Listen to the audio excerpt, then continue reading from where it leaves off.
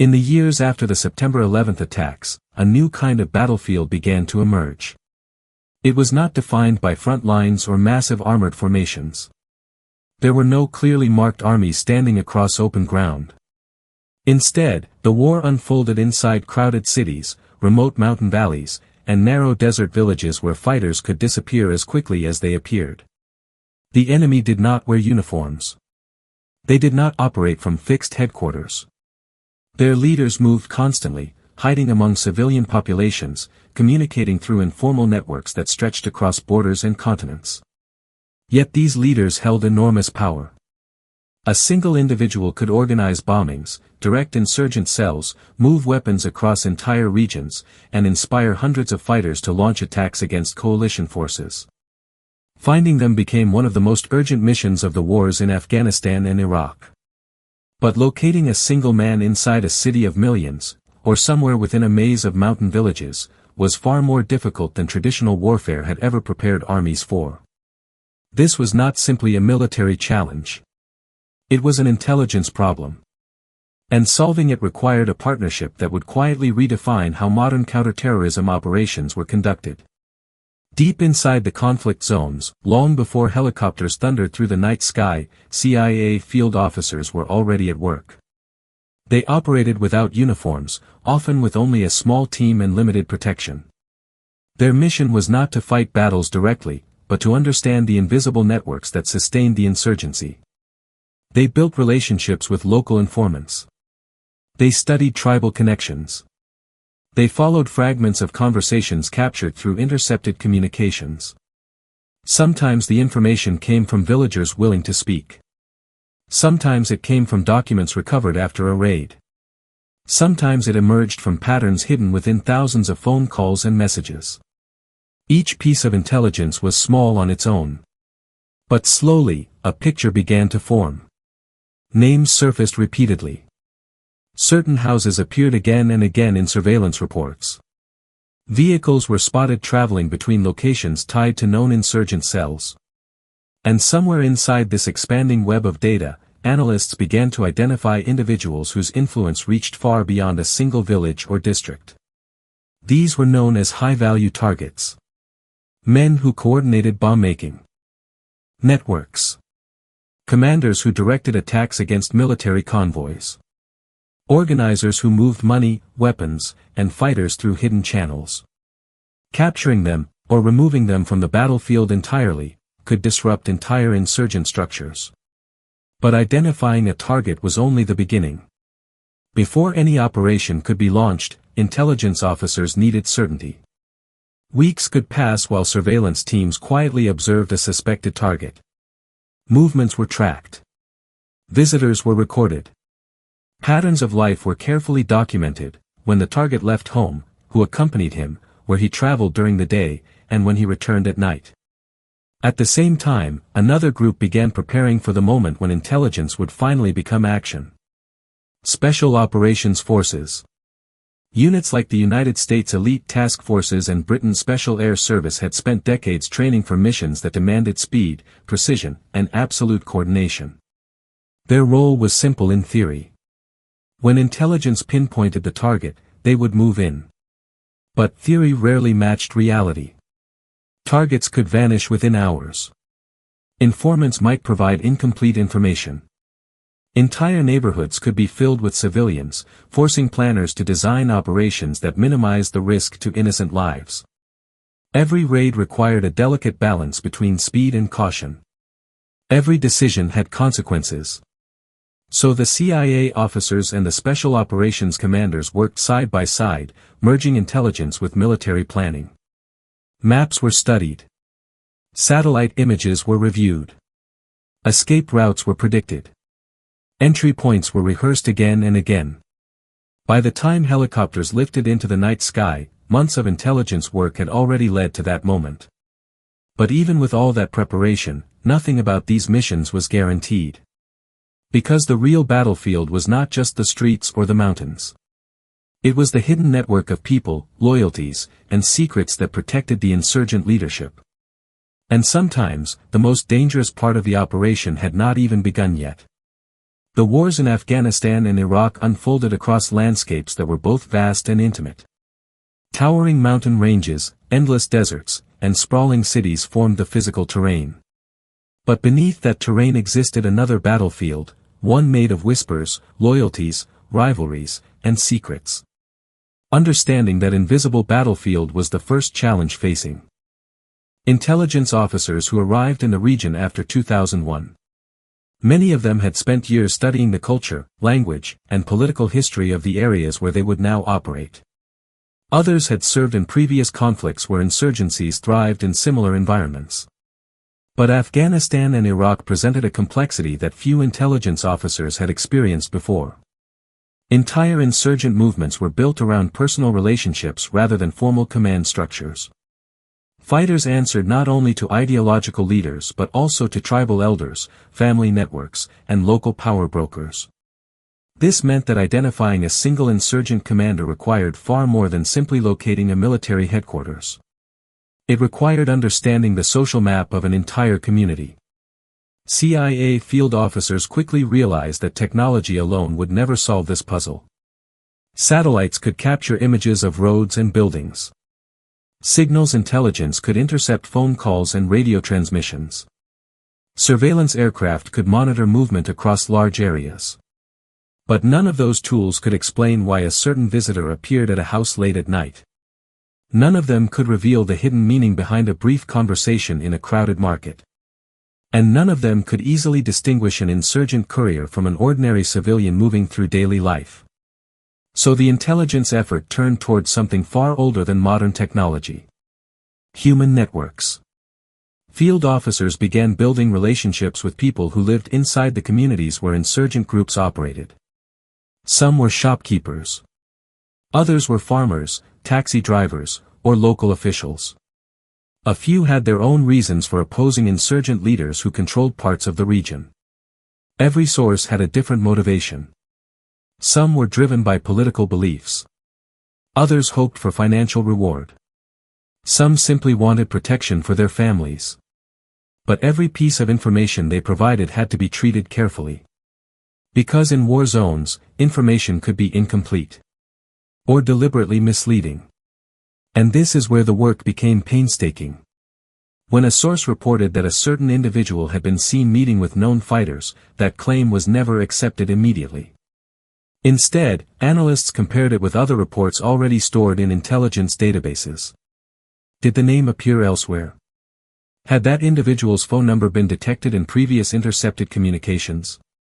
Did surveillance imagery place that person near locations associated with insurgent activity? Sometimes a single detail, such as a vehicle license plate mentioned by a source, could unlock an entire chain of connections. But that wasn't the real challenge. The real challenge was determining whether the person being investigated was truly important within the insurgent network. Many fighters operated independently. Capturing them might remove a single gunman from the battlefield, but it would not significantly weaken the larger organization. What intelligence officers were searching for were the coordinators. The individuals who connected multiple insurgent cells together. These figures rarely appeared in public. They avoided electronic communication when possible. They changed locations frequently and often relied on trusted couriers rather than telephones. Identifying them required patience measured not in days, but in months. Patterns slowly began to emerge. A certain house in a remote village received visitors from several different insurgent groups. A man who appeared to live an ordinary life in one town was quietly traveling between multiple provinces. Another individual seemed to arrive shortly before attacks occurred, then disappear afterward. Each observation added another thread to the growing intelligence web. Analysts inside intelligence centers, sometimes thousands of miles away, worked alongside field officers who gathered information on the ground. Data flowed constantly between them. Reports from informants. Intercepted communications. Captured laptops and cell phones recovered after earlier raids. Drone footage showing movement along isolated roads. Piece by piece, analysts began mapping entire insurgent ecosystems. They could see which commanders communicated with which bomb makers. They could identify couriers moving messages between cities. They could trace financial transfers that funded attacks. And eventually, certain names began appearing again and again. These names became priority targets. But even then, confirmation was essential. Before a military unit would be sent to capture a suspected insurgent leader, intelligence officers needed to establish what they called a pattern of life. This meant understanding how the target moved through daily routines. When he left home. Where he slept. Who visited him. Which roads he preferred when traveling. Surveillance teams might observe a location for days without taking any action. Sometimes small. Reconnaissance units would position themselves quietly in nearby buildings or hidden observation points. Other times, unmanned aircraft circled high above, tracking movement through infrared sensors during the night. Nothing happened quickly. Because the greatest risk was acting too soon. If a raid targeted the wrong house, it could damage relationships with the local population and compromise intelligence networks that had taken months to build. And there was another danger. If the target sensed he was being watched, he could vanish into the vast terrain long before any operation could be launched.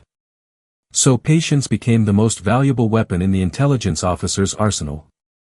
Weeks of surveillance slowly revealed routines. Perhaps the target met regularly with two specific couriers. Perhaps he moved between safe houses every few nights.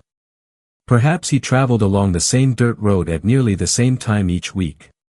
Once those patterns became clear, planners could begin thinking about something far more complicated than simply locating a man. They could begin designing the moment when the hunt would finally turn into action. But there was still one final problem. Because knowing where a target slept tonight did not guarantee he would still be there tomorrow. And in these wars, targets had a habit of disappearing just when the opportunity to capture them seemed closest. Even after weeks of surveillance, intelligence officers understood a difficult truth. Knowing who the target was did not automatically mean they could capture him. Insurgent leaders survived by anticipating danger long before it arrived. Many had spent years fighting in environments where capture meant imprisonment or death. They developed routines designed specifically to confuse anyone trying to track them. Safe houses were changed frequently. Meetings took place at unpredictable locations. Communication moved through couriers who carried verbal messages rather than written instructions. Phones were often discarded after a few days of use. Vehicles were switched between trusted associates. And sometimes the most important figures in the insurgency deliberately avoided appearing in public at all. For intelligence teams trying to build a complete picture of these networks, this constant movement created a persistent problem. Information was always slightly behind reality. A source might report that a certain commander had arrived in a town 2 days earlier. Surveillance aircraft might confirm that vehicles linked to his group were present in the area. But by the time planners prepared an operation, the target could already be gone. And that was only one of the obstacles. Another was uncertainty. Human intelligence could be powerful, but it was never perfect. Sources might misunderstand what they had seen. They might exaggerate information in hopes of receiving larger payments.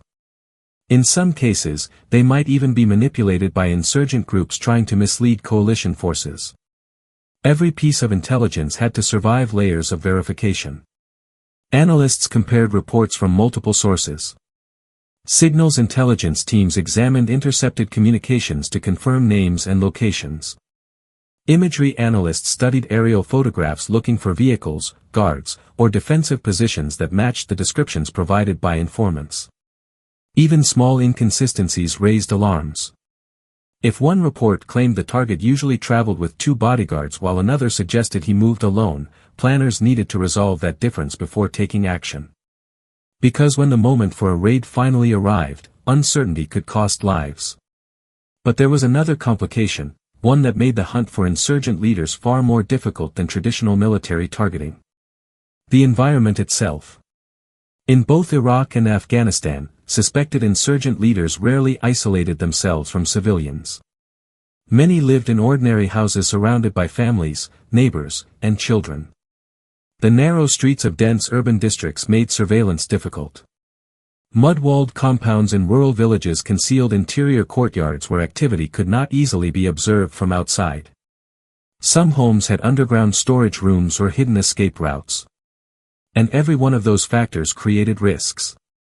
A military raid conducted too aggressively could harm innocent people. A delay in action could allow the target to escape. Balancing those realities required an extraordinary level of coordination between intelligence officers and special operations planners. But that coordination depended on something else entirely. Trust.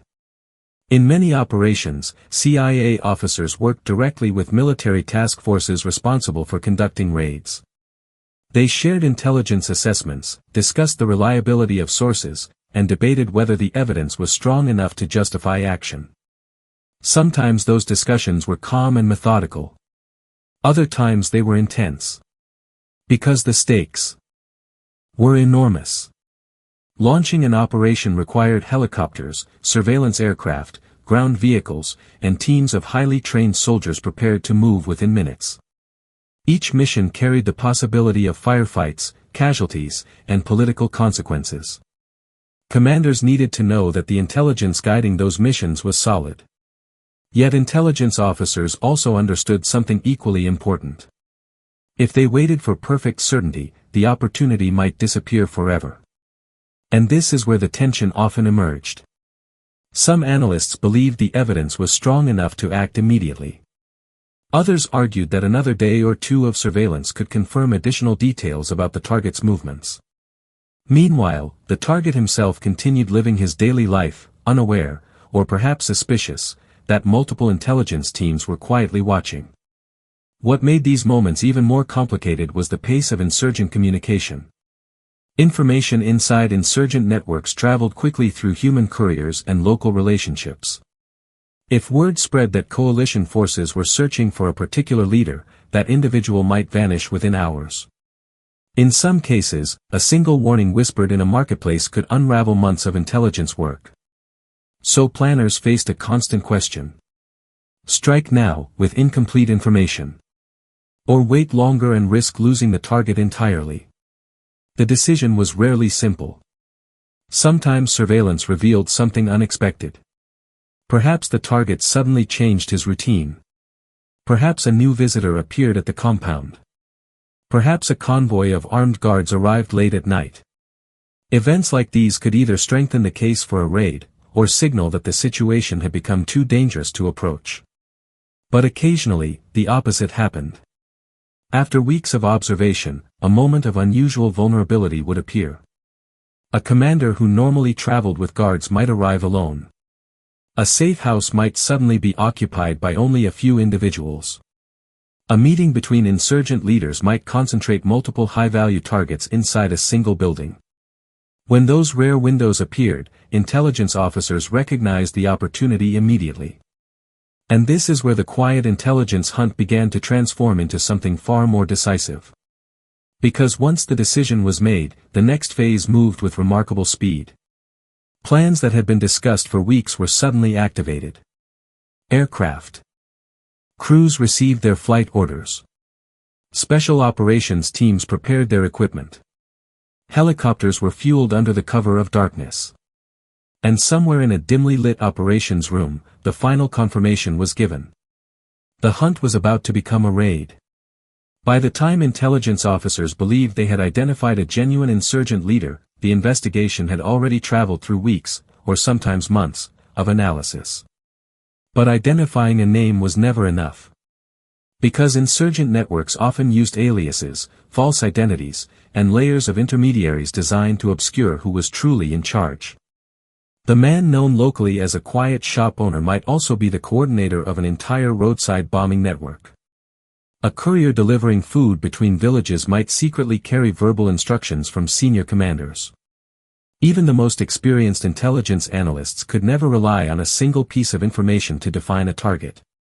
And this is where the mystery surrounding insurgent leadership became one of the most difficult puzzles of the war. In intelligence work, a suspected target does not immediately become a confirmed high-value individual. Instead, that person moves through a careful process of verification. Analysts build what is known as a target package. Inside that package are layers of evidence. Names gathered from informants. Communication links discovered through intercepted phone traffic. Photographs captured during surveillance flights. Vehicle movements recorded over days or weeks. Financial transfers tied to known insurgent facilitators. Each layer strengthens, or weakens, the case. But sometimes the most revealing clues appear in unexpected ways.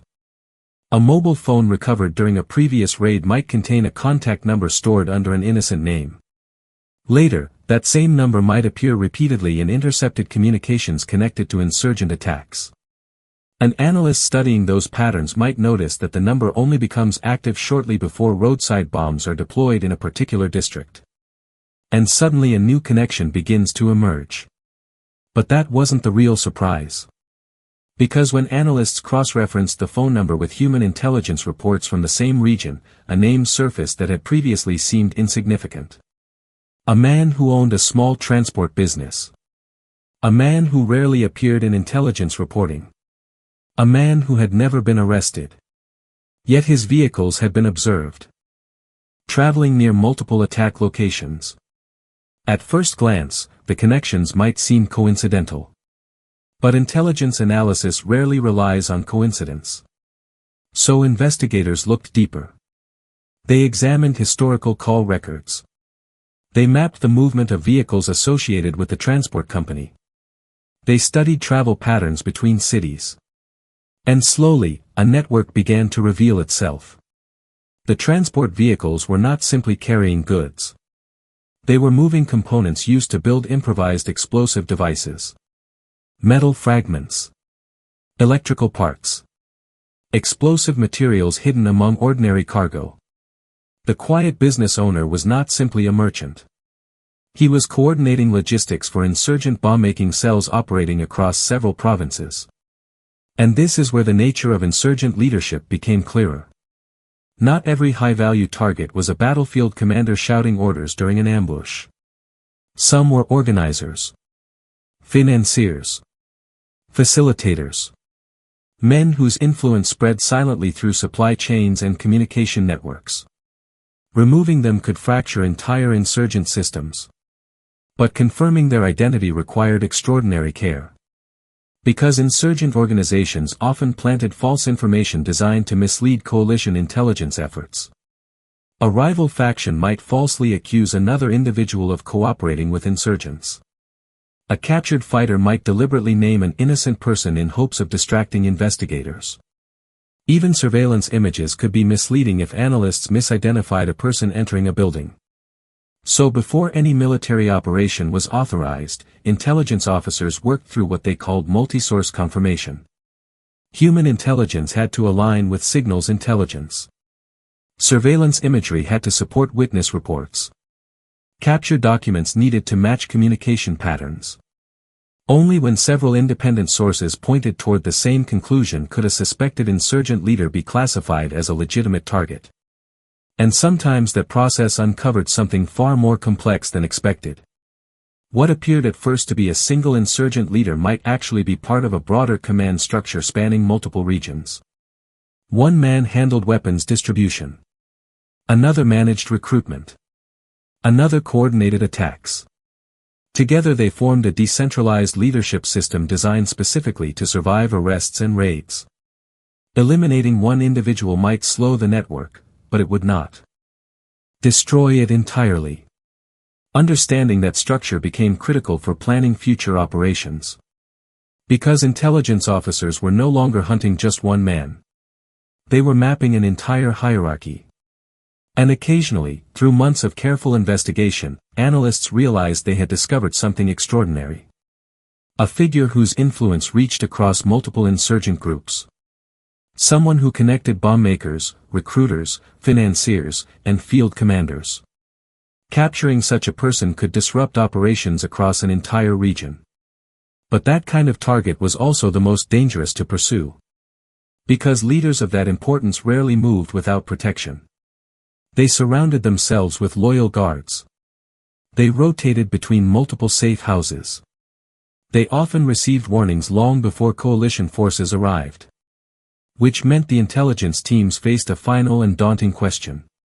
Even if they had correctly identified the target. Even if surveillance had revealed where he slept. How could they reach him before the network protecting him realized what was coming?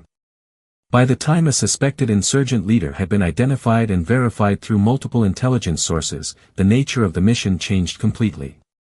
What began as an investigation now transformed into doctrine. Years earlier, the United States and its allies had learned that traditional military strategies were poorly suited for insurgent warfare. Large formations of troops moving slowly across terrain could not catch enemies who blended into civilian populations and vanished into narrow streets or mountain villages. Success required something very different. Precision. Speed. And the seamless fusion of intelligence and special operations forces. This approach gradually evolved into a doctrine sometimes described inside military circles as the find, fix, finish cycle. The idea was deceptively simple. First, intelligence teams would locate the individual. This was the find phase. Through human sources, signals interception, and surveillance, analysts identified the person responsible for organizing insurgent activity. Next came fix.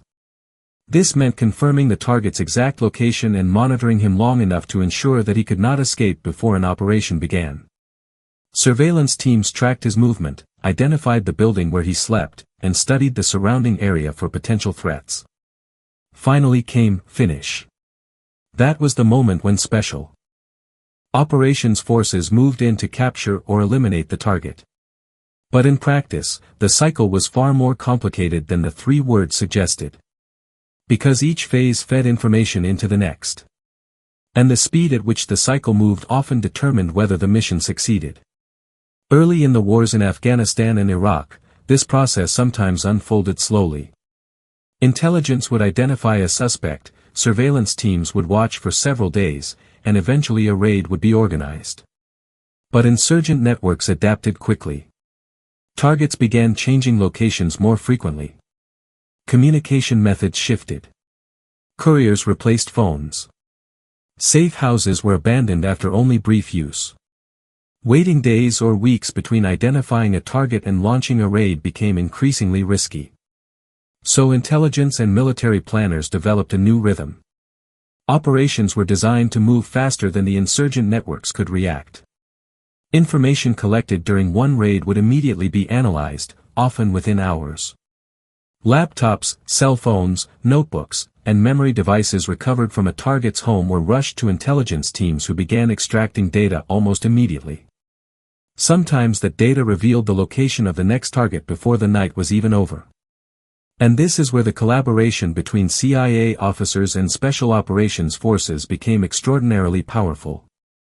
Field officers who had spent months cultivating sources could rapidly interpret new information recovered during raids. Military analysts processed digital communications and mapped contact networks. Drone surveillance began tracking newly identified vehicles or compounds.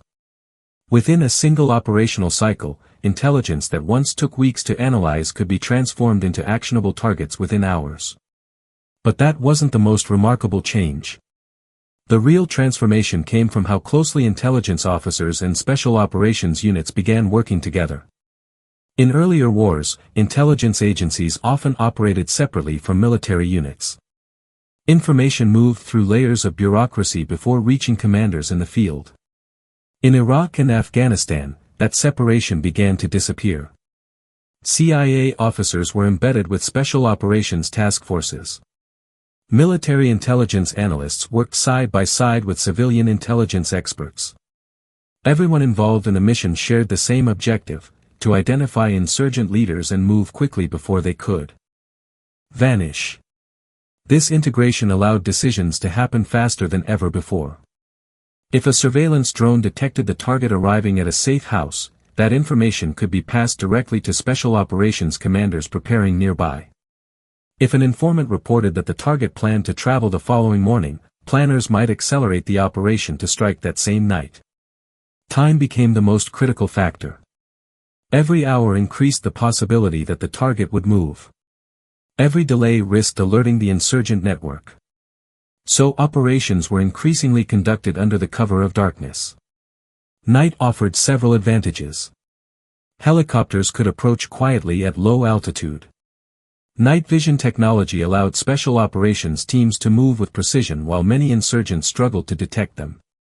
Civilian activity in surrounding neighborhoods was usually reduced, lowering the risk of bystanders being caught in the operation. And the psychological impact of a sudden nighttime raid often created confusion among insurgent guards. But even with these advantages, every mission required meticulous planning.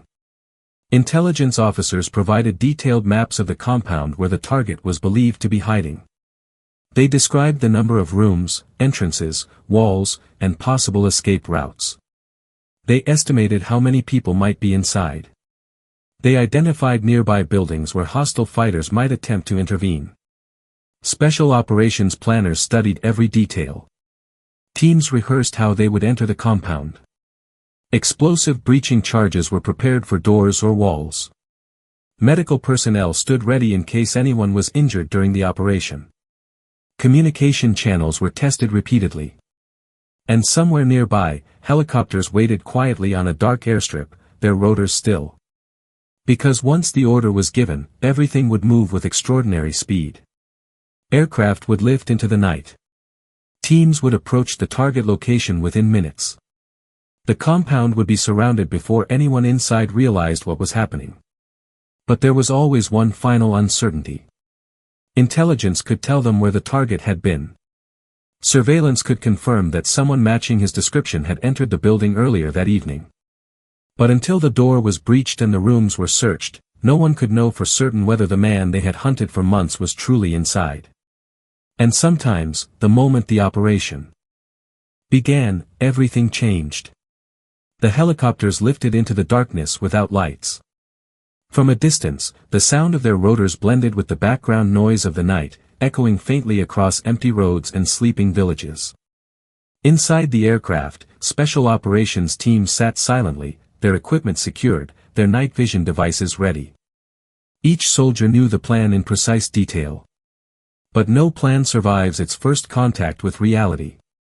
The aircraft flew low across the terrain, guided by pilots who had memorized the approach routes. Intelligence officers had already studied the landscape carefully. Power lines, towers, narrow roads, irrigation canals, every obstacle had been mapped in advance. Within minutes, the helicopters began slowing as they approached the target area. On the ground below, the compound looked quiet. From above, it appeared almost ordinary. A cluster of walls surrounding a small courtyard. A few parked vehicles. A neighboring building only a short distance away. But intelligence reports suggested that inside those walls lived a man who had quietly directed months of insurgent attacks. And in operations like this, surprise was everything. The helicopters descended quickly. Dust exploded across the ground as landing skids touched down just outside the compound walls. Before the aircraft had fully settled, the first assault teams were already moving.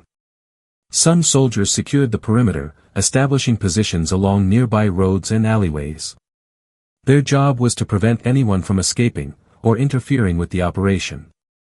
Other teams moved directly toward the compound entrance. Everything happened with controlled speed. Explosive breaching charges were placed against the outer gate. Within seconds, the charges detonated, blowing the door inward with a sharp thunder that shattered the silence of the night. The assault team surged through the opening. Inside the compound, confusion erupted.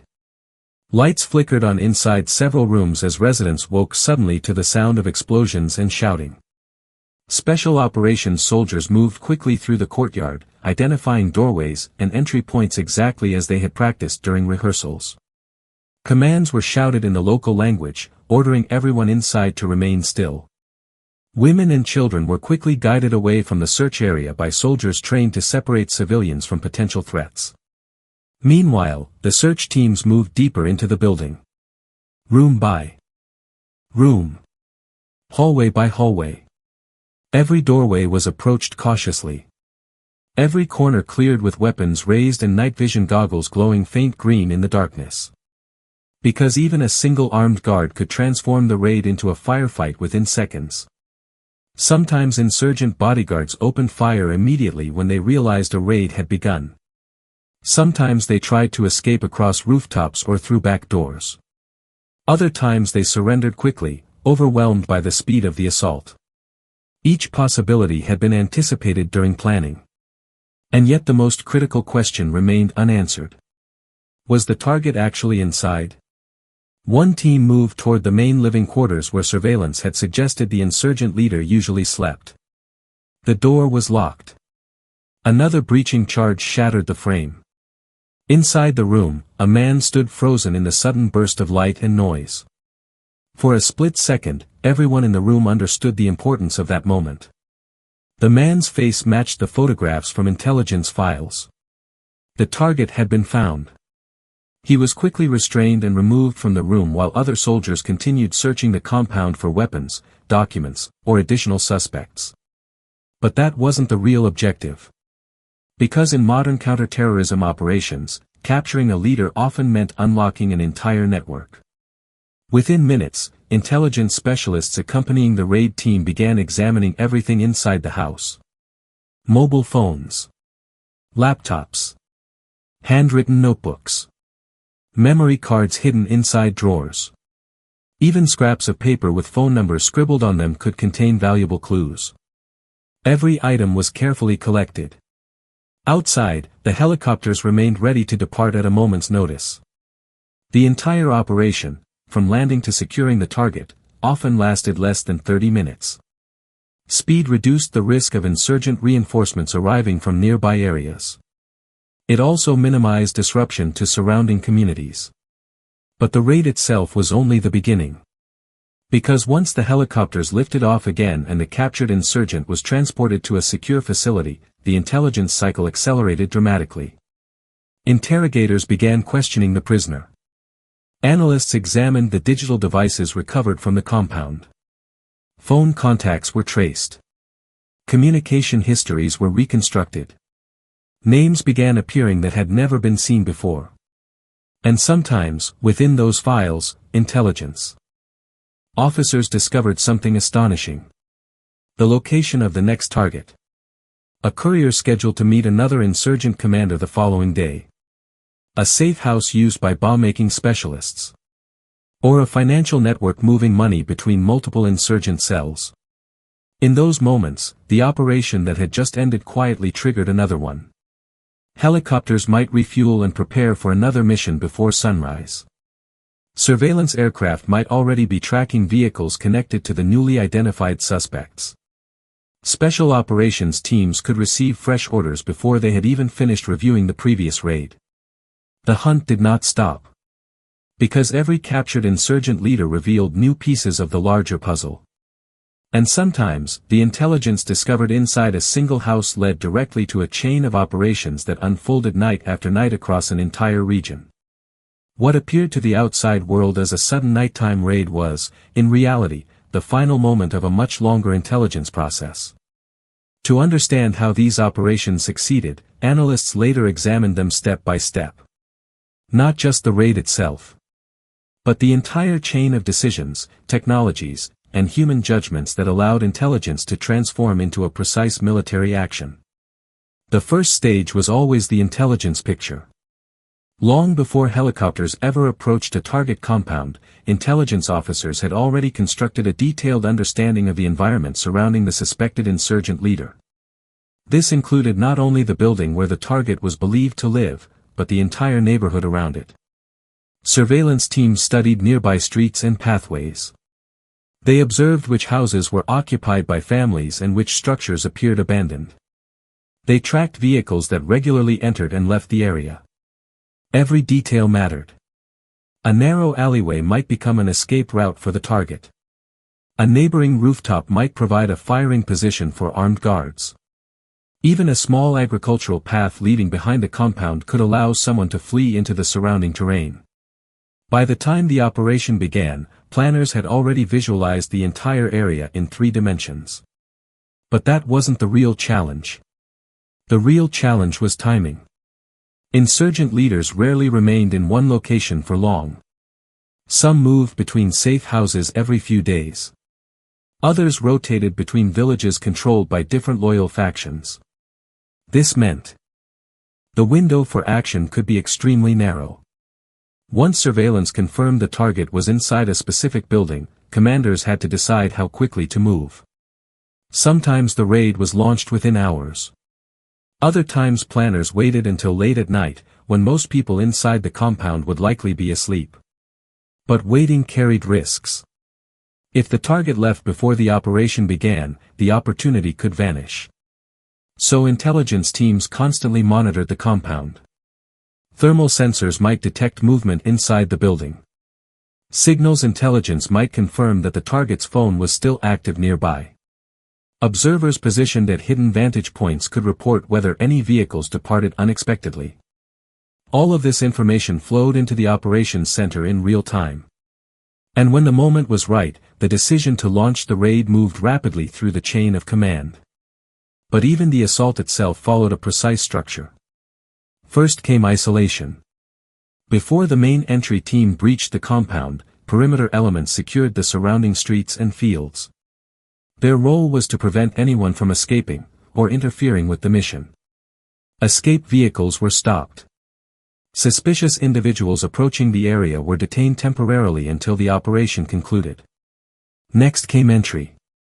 Breaching teams opened gates, doors, or walls using explosive charges or specialized tools. Speed was essential, but so was control. The goal was to overwhelm any resistance before it could fully organize.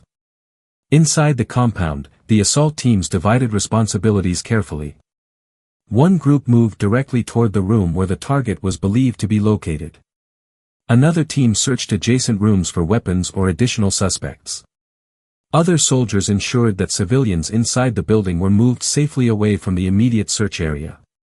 Communication between these groups was constant. Each cleared room was reported immediately. Every person encountered inside the compound was identified and secured. But the most important phase came after the target had been captured. Because the raid was not only about removing a single insurgent leader from the battlefield. It was about collecting information. This phase was sometimes called sensitive site exploitation. Specialists accompanying the raid team searched the compound for anything that might contain intelligence. Documents. Electronic devices. Maps. Contact lists. Even personal notebooks could reveal crucial information about insurgent operations. Each item was carefully catalogued and transported to intelligence teams waiting nearby. And here the process accelerated again. Digital devices were often examined within hours. Analysts extracted phone numbers, messages, and contact histories. Network mapping software began identifying connections between the captured target and other individuals already known to intelligence agencies. Sometimes the results were immediate. A mobile phone recovered during a raid might contain recent calls to another insurgent leader in a nearby city. A notebook might include meeting dates or addresses tied to future operations. Captured laptops occasionally contained entire archives of communications, financial records, and operational plans. When that happened, intelligence officers understood that the raid had opened a doorway into a much larger network. And this is where the tactical process revealed its true power. Because the intelligence recovered from one operation could immediately feed into the next. A phone number discovered during a midnight raid might lead analysts to another location before sunrise. A courier identified in intercepted messages might already be traveling between cities. Surveillance aircraft could begin tracking that individual within hours. Sometimes special operations teams launched a second mission the very same night. This rapid cycle of intelligence and action created enormous pressure on insurgent networks. Leaders who believed they were operating safely inside hidden compounds suddenly realized that their communications had been exposed. Safe houses that once seemed secure were no longer reliable. Couriers carrying messages between commanders became targets themselves.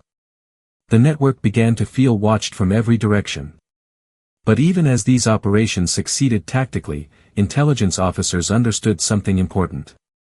Capturing insurgent leaders was not a permanent solution. New figures often rose to replace those who were arrested or killed. Networks adapted. Communication methods evolved. Safe houses moved.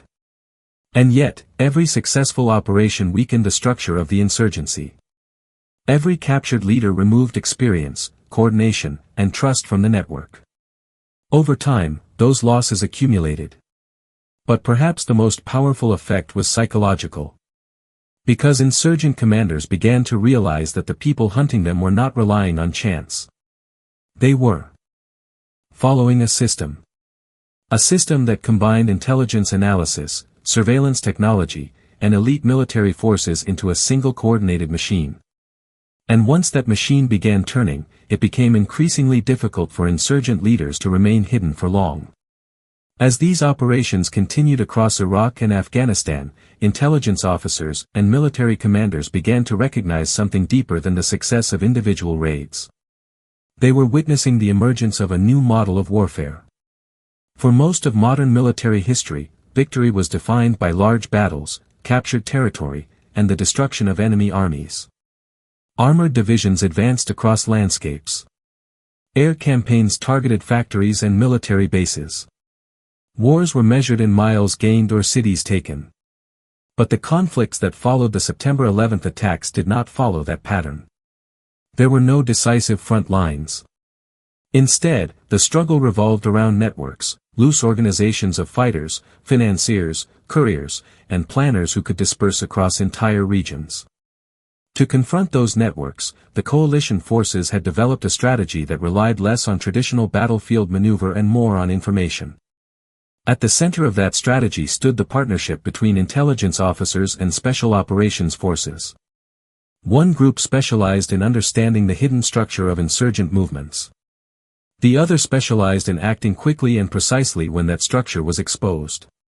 Together, they created a cycle that slowly reshaped how counterterrorism campaigns were conducted. The strategy did not depend on overwhelming force. It depended on knowledge. And that knowledge accumulated over time. Every captured insurgent revealed fragments of the network. Every seized phone or laptop exposed new connections. Every surveillance mission added another layer to the intelligence picture. What initially appeared as isolated raids gradually formed a sustained campaign against insurgent leadership. But the most important lesson was not simply about targeting individuals. It was about speed. Traditional intelligence systems often moved slowly. Reports passed through multiple layers of analysis before decisions were made. In a fast-moving insurgency, that delay allowed targets to disappear. So intelligence officers and military commanders worked to compress the entire process. Information gathered during a raid was analyzed almost immediately. New targets were identified quickly. Special operations units remained ready to move again within hours. The result was a tempo that insurgent networks struggled to match. Leaders who once believed they could operate safely for months began to face constant pressure. Communications became risky. Meetings between commanders became dangerous.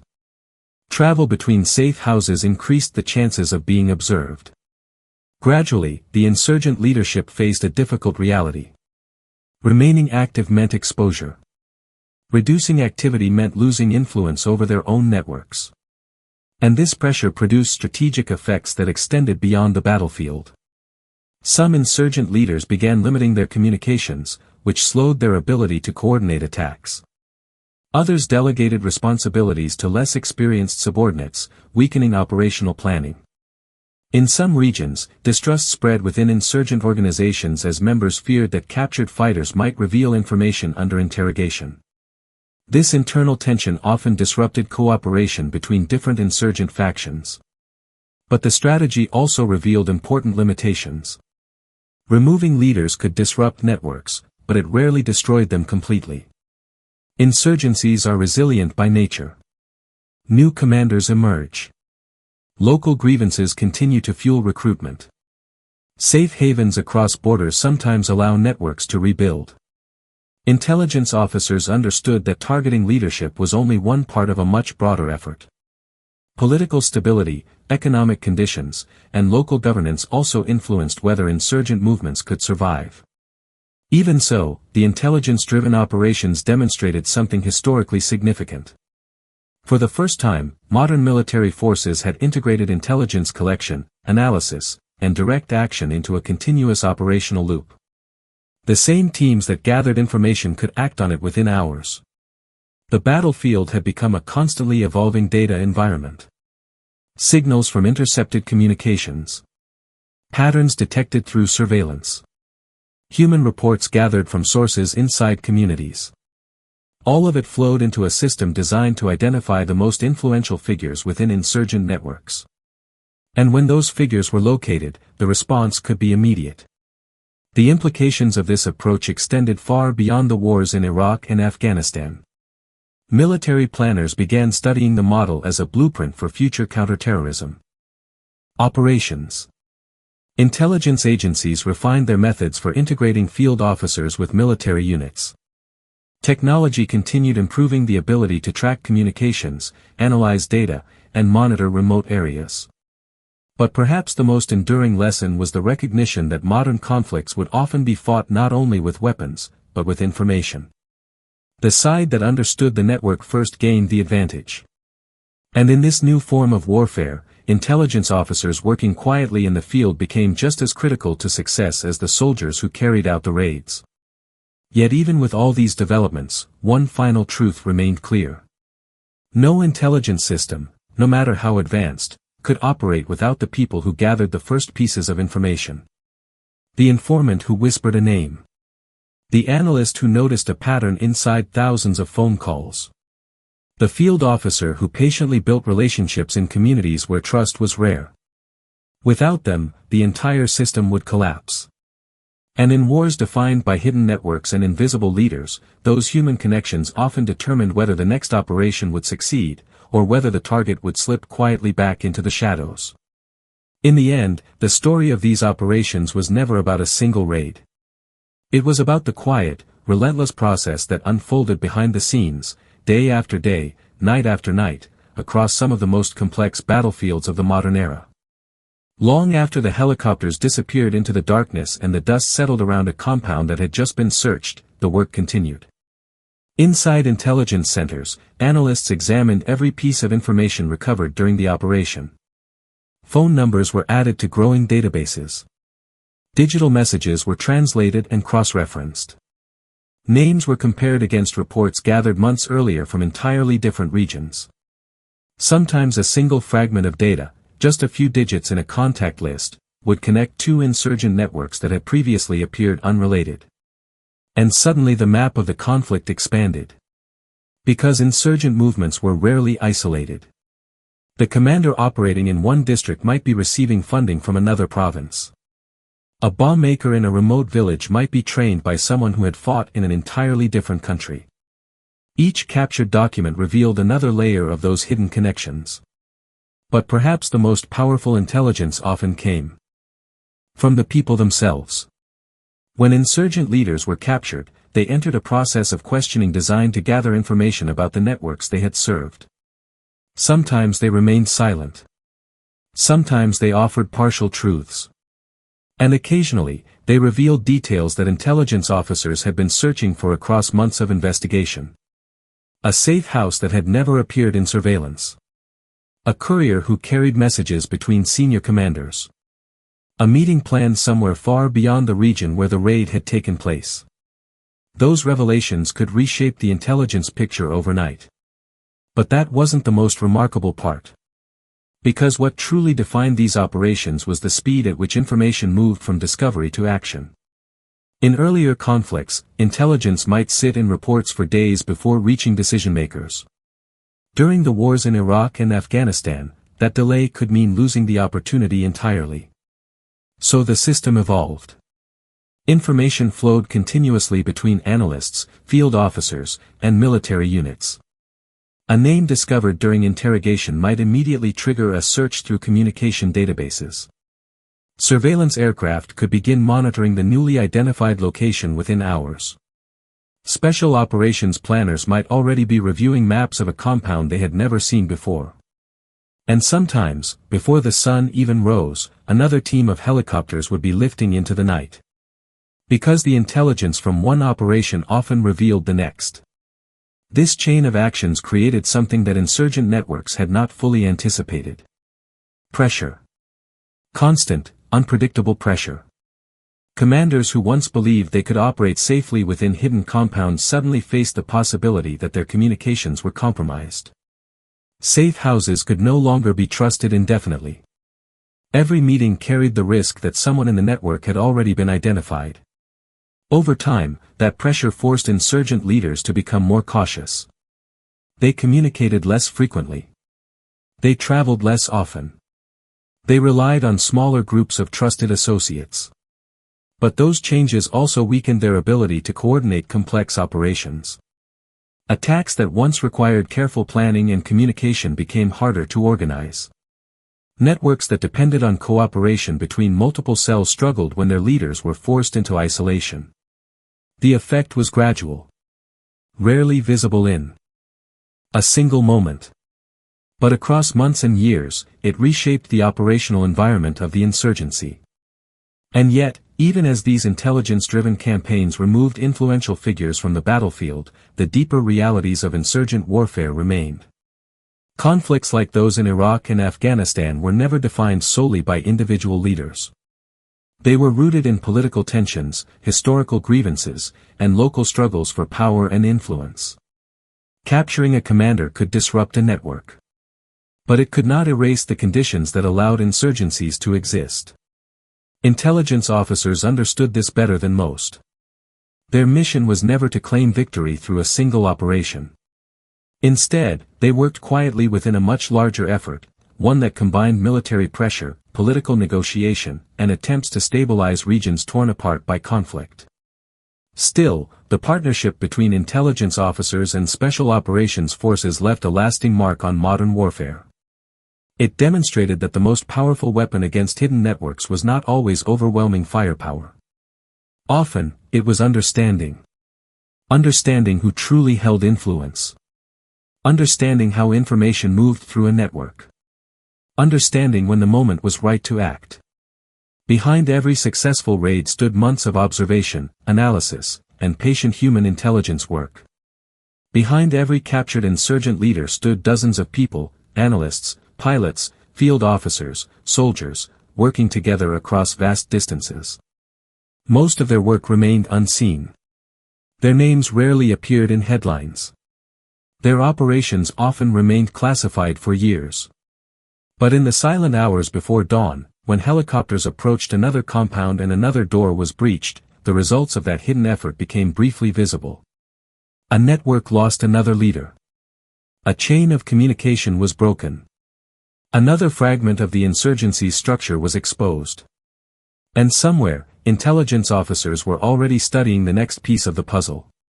Because in wars defined by shadows and hidden connections, the hunt never truly ended. It simply moved forward, one name, one network, one operation at a time.